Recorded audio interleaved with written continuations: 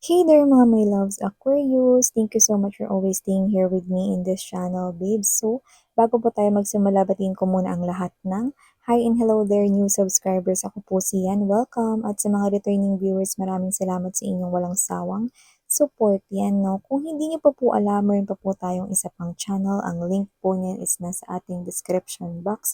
Kaya kung interesado rin po kayo na tumambay dyan, then kita-kita din po tayo there. At sa mga nandoon na maraming salamat po, pero tandaan ninyo na kahit yan ay timeless mga babes, no, hindi yan for all, kaya naman piliin mo lang yung mga mensahe, pick only the messages na feeling connected ka and feel so drawn ka. Okay?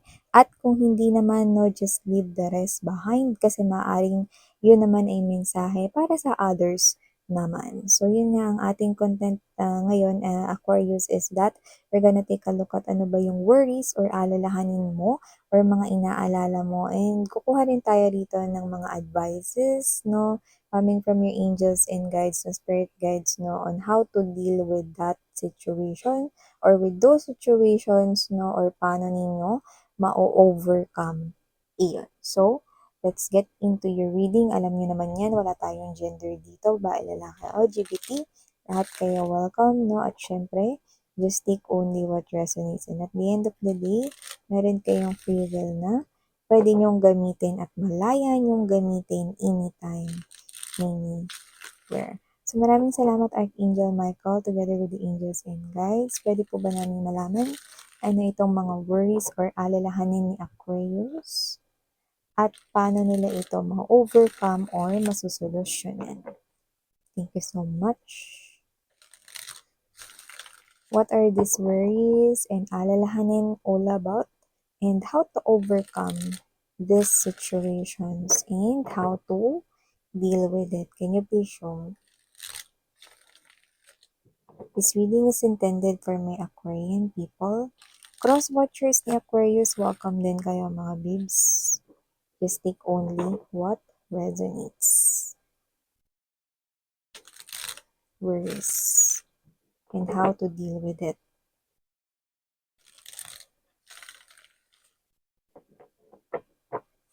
Okay, so let's go ahead and check these messages right here for you guys. Aquarius, we do have here tower energy. Okay, matakot. Yan na, mga babes. May iba kasi kinatatakutan yung tower pag nakita nila yan, no? Ang laki ng gulat effect nila. Missy, ano ba yung tower yan, no? Yan, no? Huwag niyo katakutan yung tower, no? Every time na makikita niyo, kailangan baguhin niyo yung mindset ninyo na magandang mensahe ang dala niyang tower niya. Mamaya papaliwanag ko sa inyo.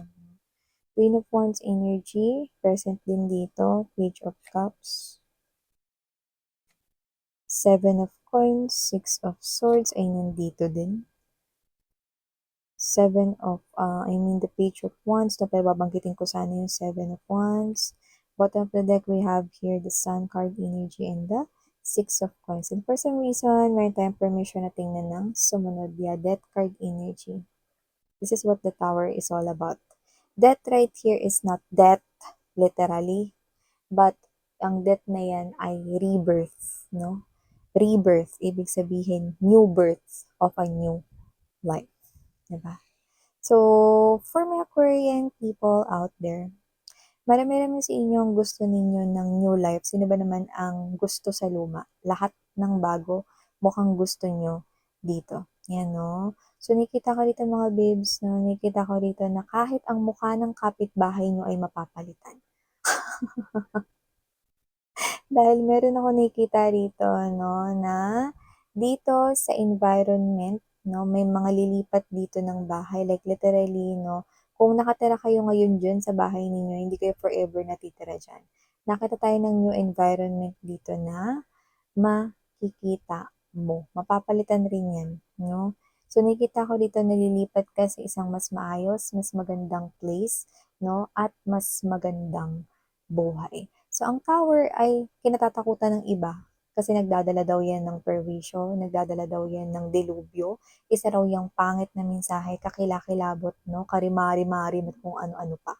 Pero ang power na yan, no, dito sa reading ninyo, no, kalakip ng Death card energy, yan ay mga pagbabago na oo, hindi mo nga kontrolado, pero mga major arcanas ito 'no, na sagot ni universe 'no, kayo. Ibig sabihin yung pagbabago na gusto mong mangyari sa buhay mo na matagal mo nang hinihintay na magbago, Seven of Coins energy right here at matagal mo nang pinaglalaban na magbago, Seven of Wands na nakita natin dito 'no, pero ito ay Page of Wands kanina kung maaalala ninyo. Ibig sabihin lamang nito 'no, yung nilalaban mo rito na pagbabago sa life mo na patuloy mong hinihintay at hindi mo alam kung kailan darating, ay nandito na. Pero nakakatakot sumabay sa pagbabago at yun ang isa sa mga worries mo.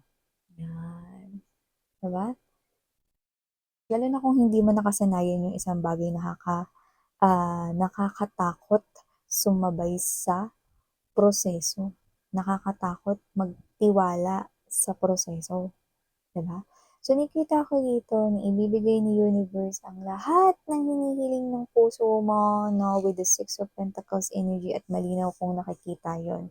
Kung hindi ka magre-resist sa pagbabago na 'to, ibig sabihin lahat ng opportunity 'no, kahit na yan ay challenging pa, kailangan mo yang kunin lahat. Ha? Miss yan? Oo, you heard it right. Kailangan mo yang kunin lahat mga opportunities na yan. Dahil ang mga opportunities na yan ang magdadala sa'yo dito sa extreme happiness na pinapakita sa atin dito, no? Nakikita ko rito, natatapak kayo sa isang energy kung saan hindi kayo magiging mayabang, pero yung energy ninyo is parang wala na kayong kakailanganin pa. Queen of Wands energy. Yung iba sa inyo, inspirasyon ninyo yung anak ninyo or mga anak ninyo, may mga lumalabas ritong mga bata, no? So, nakikita ko rito na kung hindi man ito mga anak ninyo, pwedeng ito yung inyong family no, or ang inyong mga kapatid, baka may maliliit pa kayong kapatid na tinutulungan ninyo makapagtapos or makapag-aral. Yan. So, nakikita ko rito, no, natatapak kayo sa energy kung saan wala na kayo rito na poproblemahin pa. Magiging maganda at tuloy-tuloy ang pagpasok ng pera. Ang mga opportunities na hinihintay mo ritong magbunga ng kay tagal before ay nakikita mo na at nakikita mo na ang bunga. Ibig sabihin, pwedeng may mga ginawa kayo noon, pwede may pinag-investan kayo na parang mga money noon, no? At ngayon ko nakikita na maaring ito ay posible pa nga magsabay-sabay na yan ay iyong i-harvest. Ano ba Tagalog ng i-harvest, no? So, yun nga, no? Nakita ko dito na aanihin mo yan, no, na posibleng sabay-sabay pa, no, kung saan mararamdaman mo rito na nagiging kontento ka. So, makikita mo talaga na yung buhay mo dito ay nag-iba dahil yung pakiramdam mo ay nag-iba. Kasi nakikita ko dito na yung energy mo before 'no, isang worry mo 'no, is ikaw 'to na parang, "Saan kukuha ng pera? Paano na kaya bukas? Ano kayang ulam namin? Paano na yung panggatas ng anak ko?" Blah, blah, blah 'no. So, gano'n yung energy mo na parang hindi mo alam kung saan hahagilapin yung pera, di mo alam saan kukuha ng pera 'no. So, nakikita ko rito yung opportunity na mababago dito yung life mo, pero kailangan mo ritong i-grab ang lahat ng opportunity makikita mo sa daan. Okay. Pero siyempre 'no, pakikinggan mo rito ang intuition mo kung ka-grab-grab ba 'yan. 'Yan ba yung tinuturo ni universe na kunin mo, okey? Kasi hindi naman lahat 'yan, mga babes 'no, makabubuti sa'yo at hindi naman 'yan lahat, 'yan ay yung pinaka-pathway mo 'no. Ibig sabihin, okey, kailangan mo ritong mag-adjust, mag-adapt at maging flexible 'no, para makita mo rin dito yung sarili mong kakayahan kung hanggang saan ba yung kaya mong gawin 'no, sa ngalan ng pangarap mo. Kasi dito nakikita ko dito na yung worries mo ay walang iba kundi ang pera in the future. Lalo na kung may sarili ka na ritong mga pamilya or may mga anak ka na. Gusto mong ma-secure ang kanilang future at alam mo na kailangang-kailangan yung money, kaya gusto mo ng security. So nakikita ko dito whether may partner ka man ngayon or wala, ang main priority mo is ang money, mag-expand ng money, mas palawigin ng money at mas pa-increasein pa ang iyo rito na parang income or salary kung ikaw man ay nagtatrabaho sa isang kumpanya or with other colleagues dito. At kung ikaw naman ay may negosyo na gusto mo dito, yung tuloy-tuloy na kita at yung mas bongacious pa na kita 'no, para mas makapag-ipon ka ng mas malaki. Yan, nakikita ko dito. So, ang Queen of Wands energy is someone here 'no, na very confident. Una sa lahat kailangan mo ritong maging taas noo. Hindi yung mayabang, pero yung energy na confident ako, kaya ko 'to, gano'n. Hmm, kaya ko 'tong gawin, yan 'no. Hindi porket ganito, hindi ko na 'to kaya 'no, may mga ganyan. Tanggalin niyo lahat ng insecurities ninyo 'no, hubadin niyo lahat ng mga insecurities ninyo and then just go with the flow 'no, trust the process dito 'no, and grab yung every opportunity na alam mong magdadala sa'yo dun sa iyong main goal 'no, to gather more money and financial savings for your future and the future of your own family or your children, 'di ba? So nakikita ko dito mga babes 'no, na maliban diyan sa worries mo na 'yan, spirits 'no, ay gusto ritong sabihin sa inyo that you are on the right path. Right path ako ngayon Miss 'yun, pero namomroblema ako. Right path pa rin ba 'yun? Kasi you are 'no, nasa gitna, nasa middle ka or nasa crossroads ka rito ng gusto mong baguhin yung buhay mo or magstay ka na lang sa life mo ngayon. Ibig sabihin, universe 'no, is giving you choices right here. Whether to let this opportunity slip away sa iyong hands or stay the same, 'di ba? Kasi dito nakikita ko 'no, na ang pinaka-eager ng heart mo ay baguhin yung buhay mo at pataasin 'no, hindi lang ang kumpiyansa mo sa sarili kundi pataasin yung pera mo, 'di ba? Na alam naman natin na money ay ang pinakaisa sa necessary or kailangan mo para mabuhay sa mundo. So nakikita ko dito Aquarius 'no, na magagawa mo 'yan 'no, maitataguyod mo 'yan, magkakaroon ka ng success diyan kung okey, gagawa ka rito ng hakbang para ibahin ang normal 'no. Kung magkakaroon ka ng lakas ng loob na tumapak sa hindi usual or hindi natural sa'yo 'no, hindi common sa'yo, dun na magsisimulang magbago yung buhay mo, okey. In short, meron ka siguro ditong mga kailangang bitiwan, alisin, i-chupi sa buhay mo 'no, at yung iba hindi yun nare-realize 'no, na, ay kailangan pala 'tong alisin. Pero, kailangan ko ba talaga 'tong alisin? 'Yan 'no? Kasi parang may mga gano'ng klase ng energy, eh, 'no, may hesitation.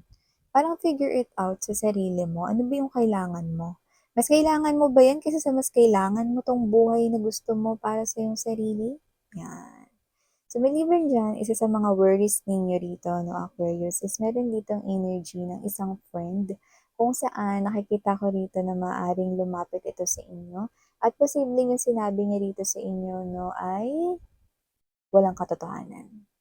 Alam mo na nagsisinungaling siya rito pero ang hindi mo lang gusto ay ang nagsisinungaling siya at bakit siya nagsisinungaling. So, ang worry mo rito is puwede mo pa ba siyang pagkatiwalaan in the future or tanggalin na lang siya ng tuluyan sa life mo. Pero meron tayong parte rito kung saan gusto mo pa ring marinig ang kanyang explanation, rason bakit niya ito nagawa, 'no? Kasi alam mo intuitive ka, eh, with this Queen of Wands energy, isang klase ng energy na hindi mo sinasantabi ang iyong kutob. Kutob kasi yung tawag ng iba sa intuition, 'no? Pero ikaw ito na binibigyan mo pa rin siya rito ng chance to explain. Ngayon, 'pag naramdaman mo na nagsisinungaling pa rin siya sa'yo rito at hindi pa rin siya nagsasabi ng totoo, then from there, possible na makaisip ka na ng desisyon rito to cut that friendship off. So yun yung nakikita ko dito 'no. So nakikita kita rito 'no, na mas nagiging matapang ka 'no, sa mga susunod rito na mga buwan. Okey, at kinakailangan mo talaga rito mga babes 'no, na may mga tanggalin at may mga tao talagang mawawala sa buhay mo.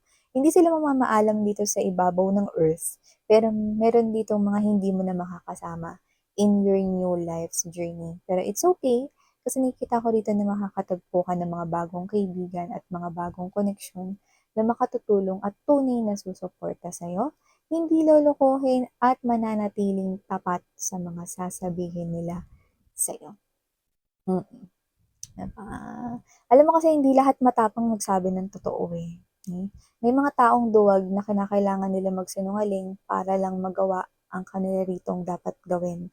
Pero isa pa rin yung uri ng kaduwagan, 'no? So, nakikita ko na hindi mo deserve yung gano'ng klase ng energy, kaya kung gano'n man ang nangyayari sa sitwasyon mo at ikaw man ay nakatapak sa gano'ng klase ng sitwasyon ngayon, mangyari lamang 'no, na piliin mo ang peace of mind dahil importanteng-importante 'yun para maprotektahan mo ang iyong energy.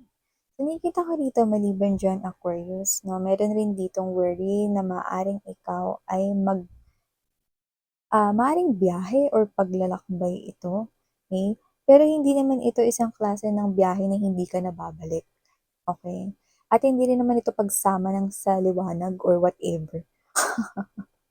Pero ito ay isang klase ng biyahe or pag-travel dito kung saan ito ay matapos mong marinig ang isang magandang balita na ito, maaari kang bumiyahe or maaari ka ritong mag-ayos ng iyong mga gamit upang umalis or pumunta sa kung saan man yung panggagalingan ng magandang balita na yun. At kung ano man yun, posibleng may kinalaman yun 'no, sa opportunity sa iyong kaperahan, 'yan 'no. Kumbaga parang ito na yung iniintay mong opportunity gano'n, 'no.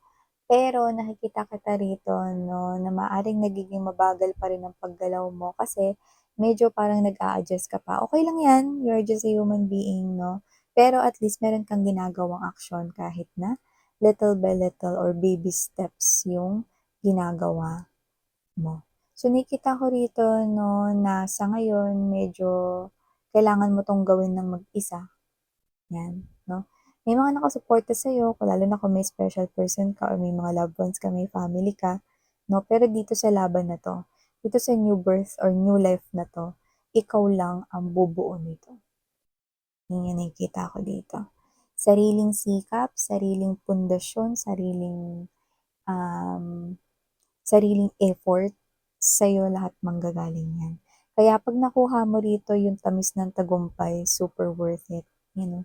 Alam mo ba na itong sun na 'yan, 'yan ang pinakamagandang energy dito. Kasi bukod diyan sa alam mo yung parang nakakita tayo ng bigas 'no, alam mo yung energy ng masagana ka, 'di ba? Tapos yung 'pag naisip mo na trip mo lang, na gusto mo lang bumili ng bagong damit 'no, kaya mong bumili nun, 'di ba? Kahit na hindi mo na tingnan yung budget mo, gano'ng klase ng kasaganahan, 'no? Ta's meron kayong pagkain, 'di ba, sa mesa, higit pa sa 3 beses kayo kumakain sa isang araw 'no, gano'ng klase ng energy. Yung pamumuhay na alam mo na posibleng mabilang ka sa mataas na uri ng pamumuhay, gano'ng klase ng energy. So, huwag niyo ipagpapalit yung gano'ng klase ng buhay 'no, dahil lamang sa natakot kayong humarap at sumabay sa mga pagbabago. Minsan sa mga pagbabago na 'yan 'no, diyan natin nakikita 'no, yung tunay nating kakayanan 'no, at yung tunay na kakayanan ni universe na baguhin yung buhay mo 'no. Kung sino man ang Diyos mo, ano man yung relihiyon mo, diyan mo mapapatunayan na kayang baguhin ng Panginoon mo ang buhay mo. Okay. So yeah, mga babes 'no, ito yung mga mensaheng nakuha natin here for you, Aquarius. Maraming salamat sa oras mo and sarang heyo, love and light.